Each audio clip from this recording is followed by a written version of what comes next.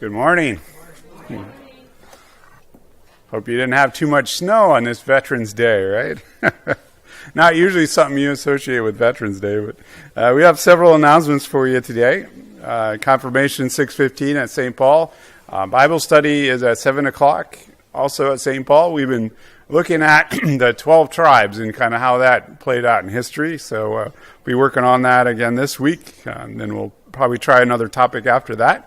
Also, shoe boxes are due today. We have a nice amount here already, so if you don't have your shoe boxes, make sure you get them in as soon as possible there. We have a youth event coming up. Rita here, you want to say something about that? Next Sunday, 1:30, we're going to meet at Cedar Landing and do bingo. And if anybody else wants to come along or join in, you're welcome to come. All right, sounds great. So there's a joint council meeting at St. Paul's at 6 o'clock coming up on Thursday night, so be sure to be there for that. Lunch with the pastor coming up on the 15th as well, and that's going to be at the Riverview Restaurant there in Kiel at 11:30. So I'd love to see anybody out who can make it to that. St. Paul's is doing a giving tree if you want to help out with that, if you get a chance to get over there. And also wanted to make an announcement, too, that I don't know if all of you heard, but Fred Hammond passed away. So that happened just this last weekend. So they're doing, the funeral is going to be at St. Paul's on Monday. Viewing is 3:30 to 7 with the service at 7. So that's the details for that. Any other announcements that I missed?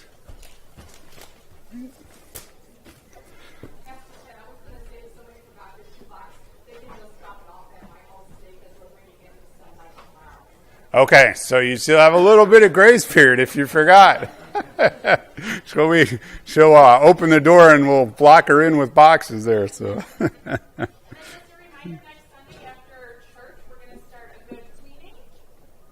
Okay. Sure. Okay. It's like everybody's in the back today. I use deodorant. I should be all right. All right. Any other announcements? Right. If not, let's do our call to worship.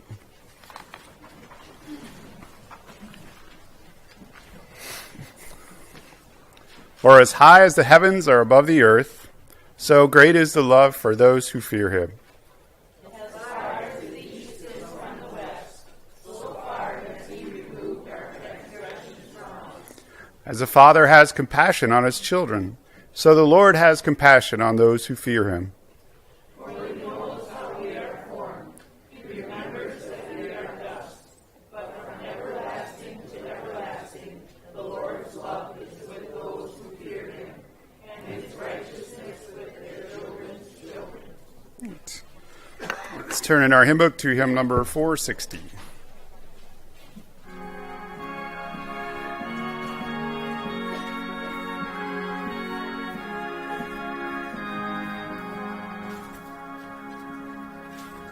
Lead on, O King eternal, the day of March has come. Henceforth in fields of combat, thy tents will be our home. Through days of preparation, thy grace has made us strong. And now, O King eternal, we lift our charter song. Lead on, O King eternal, till science fears war shall cease, and holiness shall whisper the sweet Amen of peace. For not with swords loud clashing, nor roll of stirring drums, deeds of love and mercy, the heavenly kingdom comes. Lead on, O King eternal, we follow not with fears, for gladness breaks like morning whene'er thy face appears. Thy cross is lifted o'er us, we journey in its love. The crown awaits us, lead on, O God. Take a moment to greet one another today.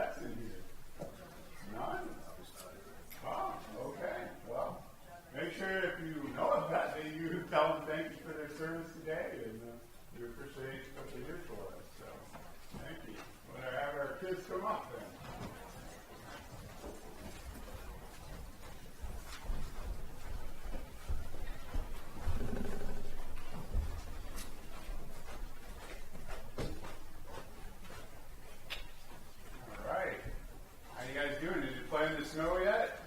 Yeah. All right. See, some people are excited there's snow, right? Some of you might have to shovel, though, right? That's not as fun. Well, today we remember our veterans, and why is it important to remember veterans, do you think? What do veterans do for us? Yeah. They made our country. Okay. They help that? Yeah. Any other ideas? Why is it important to remember veterans? Yeah. Right? Yeah. So that takes a lot of, courage sometimes to go where they go and to do some difficult things. There's still a lot of people serving in foreign places today, and some places that are really dangerous as well. Now, not everybody goes somewhere dangerous just because you join up, right? You don't always end up doing something dangerous, but we think about who's the most famous soldier that you know? Or when you're thinking about soldiers and battles and stuff like that, who do you think of? Anybody? Yeah. George Washington. George Washington. That's a good one. That's hard. He helped found the country, right? The thing about George Washington was he didn't actually win that many battles, did he? His thing was keeping the people together, keeping his army together. He wasn't actually, they didn't win a lot of battles until later. So, yeah. Well, I was thinking in the Bible, there's a lot of soldiers in the Bible, aren't there? Can you think of some of the famous soldiers in the Bible? Yeah. Peter? Peter? I don't think he's really a soldier. He did have a sword, but he wasn't really a soldier yet. Joshua. Hey, you stole it. See? I was waiting for you to do like a whole bunch of them, and I was going to say, Joshua. Yeah. Right? Joshua is what we want to talk today about. Joshua was one of the coolest people in the Bible. One of the things you read about him is that he always did what the Lord said. That's pretty hard to do sometimes. Do we always do what we know is in the Bible? Sometimes it's kind of hard, right? But he always did what the Lord said. He was very obedient. And when Moses died, the people were like, ooh, who's going to lead us next? Moses was a pretty big guy. But then Joshua stepped on the scene. Now, we all remember the story of the Battle of Jericho, right? I think I'm going to have you act that out a little bit today. So let me see. Here we got some people. I'm going to need some people to be people in the city. Okay, why don't you boys right here, why don't you kind of sit sort of in a clump in the middle here? Yeah, just sit right in a clump right here. Kind of in a circle. Just sit like in a circle. We're going to have enough room to walk through here. Can you sit down on the floor there and you'll be part of our city here? You want to sit right there? Okay. Anybody else want to be part of the city? Or do you want to be a marcher? Okay. So you guys are going to march? There, we got our city here. You four come up here. You stand over here. You guys come over here. All the way over here. All right. So, what did God tell Joshua to do? Yeah, come on over here when you get your shoe tied. You guys are Israelites. These are the people of Jericho, right? So what did God tell Joshua to do? Do you remember the story? How are they going to beat? These guys are strong. Look at them. Do they look strong? Like guys, make yourself look strong, right? Show how strong you are. They have high walls.